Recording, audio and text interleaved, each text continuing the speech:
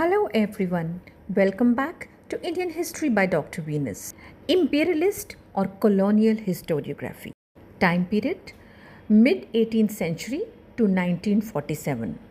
Key concerns were to justify British rule in India, and the major historians of this period were James Smith, who wrote History of British India in 1817, Vincent Smith, and Elphinstone. The core arguments by these historians were many.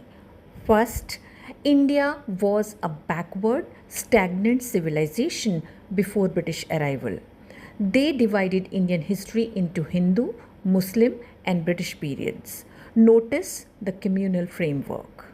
Second, British rule brought civilization to India. Railways, rule of law, modern education, this was the white man's burden argument. Third, Indians were incapable of self-government. They portrayed Indians as superstitious, divided by caste and religion. The critical concerns were James Mill, interestingly, never visited India but wrote its history. His work established periodization, still used today, though the framework was deeply problematic.